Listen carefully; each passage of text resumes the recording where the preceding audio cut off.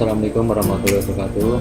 Di sini Bapak ingin menyampaikan cara menjurnal transaksi yang ada di dalam perusahaan jasa.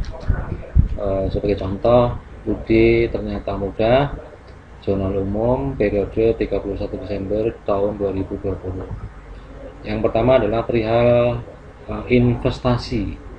Investasi ini perusahaan atau kalian, ini jika Anda itu Bapak umpamakan kalian sebagai pemilik. Jadi Anda berpikirnya, ini posisikan ini semuanya adalah usaha kamu. Lebih mudah berpikir ini perusahaan kamu daripada kamu memposisikan sebagai karyawan. Kalau belum begitu menguasai akuntansi, kalau memposisikan sebagai karyawan agak sulit. Maka untuk sementara waktu posisikan kamu sebagai pelaku usahanya, ya. Yang pertama adalah penanaman modal itu ada dua jenis. Jadi kalau seandainya kalian itu menginvestasikan berupa uang tunai saja, sama kalian menginvestasikan uang dan barang, itu beda jurnal. Yang membedakan cuma asetnya saja, modalnya tetap dikredit. Nah, kita coba bahas satu. Kalau kalian menginvestasikan berupa uang tunai, uang aja, maka jawabannya cash dan modal. Nah, uang kamu berapa yang kamu investasikan dalam perusahaan? 4.000, maka modal perusahaan kamu punya 4.000. Kalau yang ini beda, kalian menginvestasikan berupa uang dan barang. Yang membedakan cuma barangnya aja. Nah, barangnya itu kalian rinci di mana nih? Kalau kalian punya uangnya 50.000, kamu punya perlengkapannya 1.000, peralatannya 3.000, kendaraannya senilai 20.000, maka total lah ini. Asetnya ini dijumlah, maka ketemu modal. Jadi modal itu ketemunya dari seluruh aset yang kamu miliki. Di luar ini loh ya, ini bedanya. Ini investasi uang dan barang. Ini totalnya 74 juta. Jadi modal itu selalu di kolom kredit. Yang berikutnya, jika Anda menerima pendapatan jasa, jadi Anda sudah melakukan penjualan jasa. Penjualan jasa itu juga ada beberapa kriteria. Anda bisa menjual secara tunai, Anda bisa menjual nilainya sekian diterima di muka sekian, sisanya kredit. Dan yang berikutnya, kalian menjual jasa, nilainya berapa, dan Anda memberikan diskon. Kita bahas satu. Kalau Anda atau kalian tuh menerima pendapatan jasa, hari ini bekerja, hari ini juga terima duit, maka kalian punya duit 7.000. Pendapatannya jasa adalah 7.000. Kenapa Anda nulis pendapatan jasa? Karena Anda bekerja hari ini. Nah, kalau Anda hari ini bekerja dengan nominal transaksi 7.000 dan diterima tunai, maka Anda terima duit 7.000. Jadi uang di laci perusahaan kamu ini muncul 7.000, nambah 7.000. Kenapa? Karena Anda bekerja dengan jumlah biaya kerjaannya 7.000. Ini secara tunai ya, makanya kas. Nah, kalau yang ini beda. Ini sama dengan di sini, sedikit hampir sama, cuman ini sebagian diterima. Jadi kalian mendapatkan order dari pelanggan senilai 3.600. Kerjaan yang Anda borong itu, Anda yang kerjakan adalah 3.600. Cuma dari 3.600 itu baru kamu terima 2.400.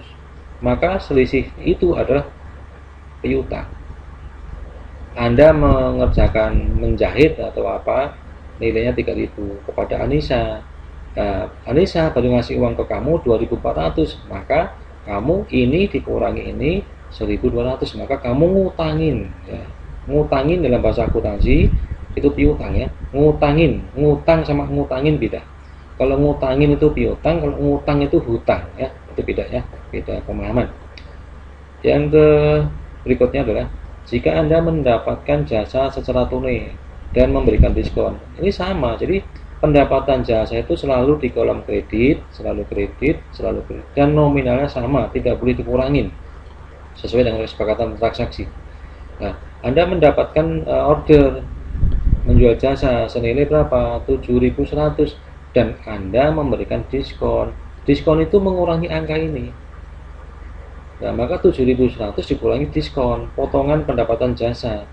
Nah, ini kamu keluarkan kepada pembeli kamu atau kepada debitur kamu.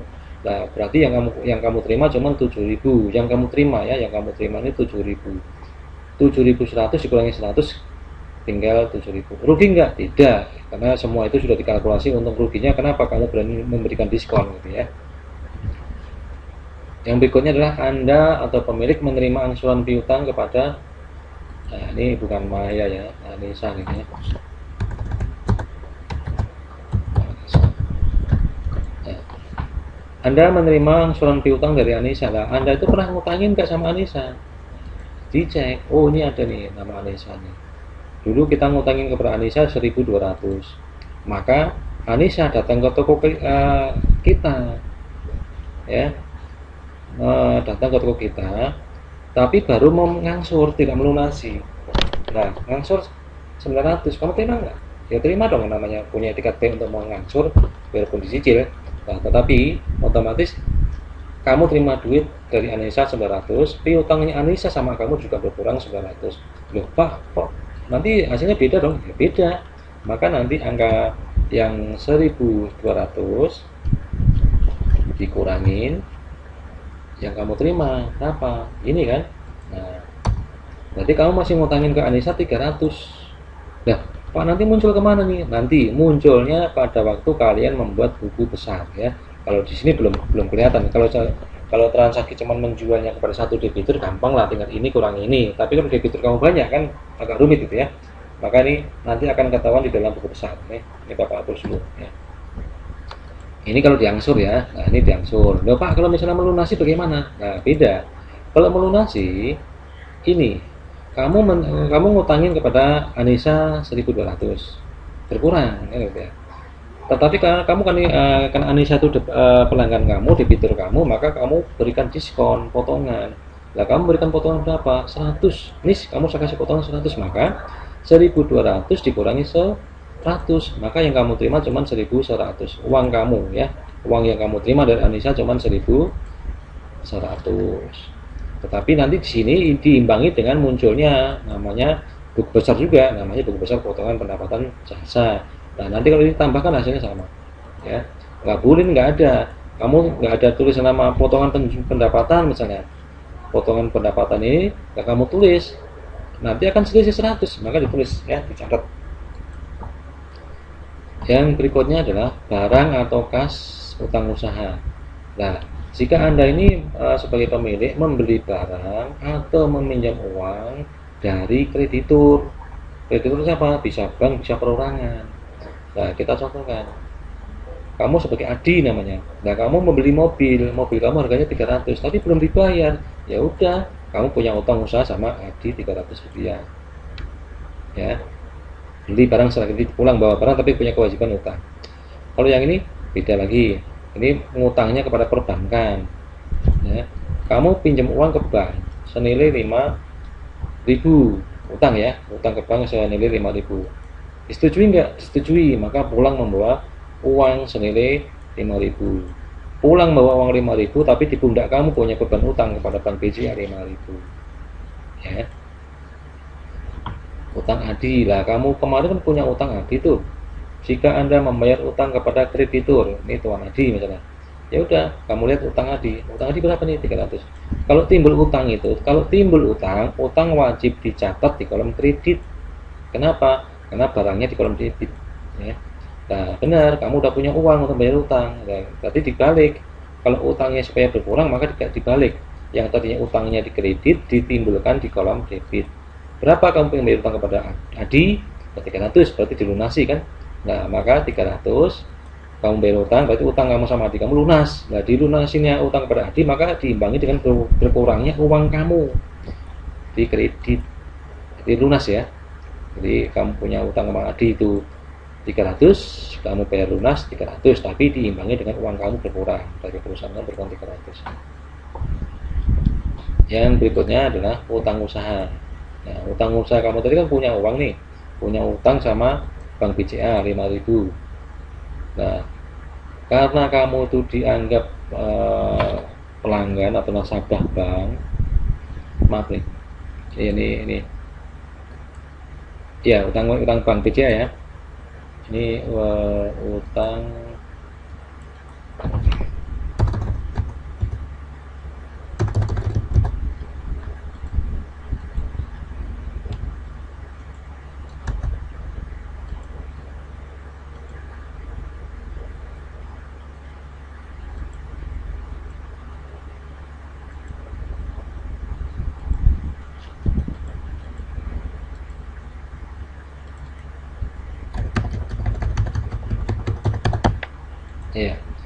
utang bank BCA kamu lunasi. Nah, maka kamu utangnya di kolom yang tadinya di kolom kredit dimunculkan di kolom debit. Karena kamu itu dianggap nasabah baru mengalami kesulitan ekonomi, pilot atau karena faktor pandemi, ya kamu lunasi. Dari pihak bank memberikan keringanan kepada kamu diberikan potongan pinjaman dari 5.000 dikasih potongan 200, maka yang kamu bayarkan kepada pihak perbankan cuma 4.800. 4.800 tambah 200 kan utang bank kamu. Utang kamu lunas ya, utang kamu lunas.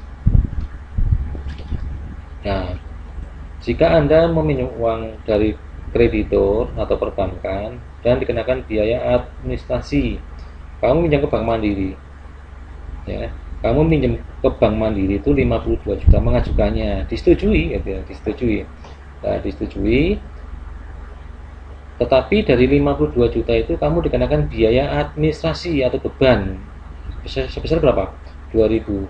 Maka beban administrasi itu sifatnya mengurangi jumlah pinjaman uang kamu.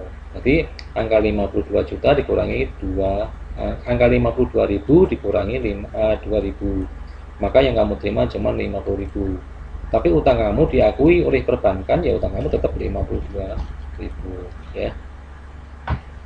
Terus yang berikutnya, karena kamu pengen membayar utang, nah, kamu kan tadi kan punya utang kan 52 juta, utang bank kamu kan 52 juta, tetapi kan kamu kan dikenakan biaya beban bunga setiap bulannya. Nah, beban bunganya berapa? 2.000.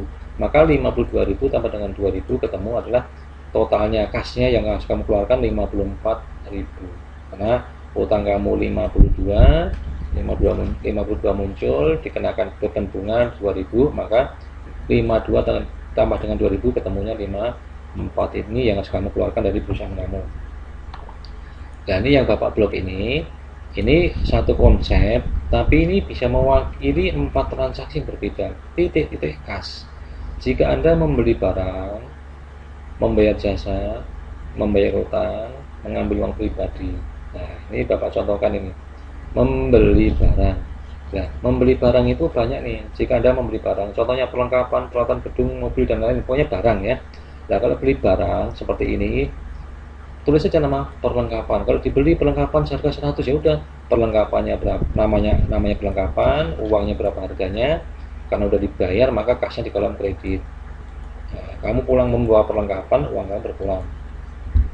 Yang berikutnya, jika Anda membayar jasa itu berarti kamu menikmati jasa yang kamu beli. Misalnya kamu membayar listrik, berarti kamu menikmati listrik. Kamu punya telepon, berarti kamu menikmati adanya telepon. Tapi nggak memiliki pulsanya, nggak memiliki arus listriknya. Kamu cuma menikmati dari jaringan saja. Ya. Kamu punya karyawan atau PDAM, ya, semuanya itu jasa. Nah, kalau jasa ini langsung aja, jadi diambil. Misalnya dibayar gaji karyawan, ya berarti beban gaji karyawan 50.000, kasnya 50.000. Dibayar rekening listrik, beban rekening listrik 50.000, kasnya 50.000, dan seterusnya gitu ya. Nah, yang berikutnya adalah jika Anda membayar utang kepada kreditur. Kalau Anda membayar utang, ya udah berarti kan utangnya berapa. Nah, utangnya tadi yang Bapak udah bahas nih ya, ini saya kira udah utang Tuan Budi, utang Tuan siapa, dan kas ya. Nah, pref itu adalah pengambilan pribadi yang digunakan di luar kebutuhan perusahaan. Harusnya kan ambil uang dari gaji perusahaan untuk beli keperluan perusahaan atau toko kamu gitu ya. Nah, gunakan di luar kebutuhan perusahaan, maka namanya pref. Nah, pref siapa? Pref Tuan Budi. Berapa? 10 mengambilnya, kasnya berkurang 10. Peralatan. Nah, jika saya membeli barang dibayar sebagian tunai, sebagian kredit. Nah, ini sebenarnya Bapak cuman menulis ini supaya kalian bisa membedakan antara posisi antara beli barang sama pendapatan. Ini tolong dipahaminya. Ini penting banget. Jika saya membeli barang dibayar tunai sebagian kredit atau diangsur. Nah, harga yang kamu beli berapa harganya barang itu? Peralatan harganya 500. Tapi baru kamu bayar 490. Nah, kalau 500 baru kamu bayar 490, kamu punya kewajiban namanya utang usaha. Lah, utang usaha berapa? Ya udah, ini kurangi ini ketemu ini, maka kamu punya utang usahanya 10 gitu ya. ini beda. Kalau yang ini kalau yang ini kamu nulisnya dari sini ya, supaya nggak bingung ya, bapak kalian beli peralatan harganya 700, tapi kamu baru bayar 500, maka angkanya kita punya kewajiban 200. Nah, kalau beli barang tolong ditulis sama barangnya dulu ya, supaya nggak bingung kamu. Nah, beda dengan kalau kamu ini menjual jasa, bekerja. Kalau kamu menjual jasa, kamu menservis mencuci motor misalnya, upahnya 10.000, mulai 10.000. Nah, tapi baru kamu terima 7.000, maka kamu ngutangin kepada debitur kamu. Nah, piutang itu ngutangin. Kalau utang itu ngutang ya. Kalau utang usaha itu kreditur. Kalau piutang itu kamu punya debitur. Saya ulang. Kalau utang itu kamu punya kreditur, orang yang ngutangin kamu. Kalau piutang itu adalah debitur, orang yang ngutangin kamu ya. Ya. Yang berikutnya adalah inventarisasi atau opnam ya. Opnam itu adalah ngecek harta perusahaan yang sifatnya berlancar setiap akhir periode ya. Opnam ini. Nah, kamu kan tadi punya perlengkapan ini. Punya perlengkapan 1.000. Nah, selama 1 bulan, misalnya selama 1 bulan ternyata yang udah kamu pakai itu perlengkapannya 1 atau 1.000, ya udah 1. Ya. Ini kan 1.000 ya. Ya, berarti kita bikin anggapnya 100 ya, supaya enggak ini 100. Nah, kamu punya perlengkapan 1.000 dan akhir periode setelah dicek ternyata yang dipakai 100, ya udah yang dipakai itu yang Anda tulis 100 beban perlengkapan sama perlengkapan. Ini jangan dibolak-balik. Beban perlengkapan selalu di kolom debit, perlengkapan di kolom kredit ya. Ini inventarisasi. Yang terakhir, jika Anda pemilik mengadakan inventarisasi atau opnam perihal harta tetap. Nah, harta tetap itu apa? Ini sini ada nih. Gedung, peralatan, kendaraan ya. Ini termasuk harta tetap. Kalau ini harta lancar ya. Saya ulang, ini harta tetap, gedung, mobil, peralatan itu harta tetap. Kalau perlengkapan itu harta lancar ya. Timbul pertanyaan, nilai gedung disusutkan, ya udah beban penyusutan gedung, akumulasi penyusutan gedung disusutkan berapa? 10.000 atau 10.000. Inventaris disusutkan sebesar beban penyusutan inventaris, akumulasi penyusutan inventaris, dan seterusnya ya. Itu tentang inventarisasi atau tetap. Nah, kalau sudah jurnal itu antara debit dengan kredit itu jumlahnya harus balance ya, harus imbang. Kalau nggak sama berarti ada yang salah mencatat ya. Nah, ini cara menjurnal ini sudah mewakili jika Anda ini mempunyai perusahaan jasa, ini saya kira sudah mewakili dari soal-soal yang kamu hadapi harian selama kamu operasional selama 1 periode. Ini sudah terwakili ya. 99% kamu bisa mengerjakan dengan konsep ini. Barangkali itu aja yang Bapak sampaikan, kurang lebihnya mohon maaf. Mudah-mudahan berguna untuk jenjang SLTA, SMK, dan SMA. Begitu juga kampus, terutama di pengantar akunting ya, pengantar akuntansi. Terima kasih. Assalamualaikum warahmatullahi wabarakatuh.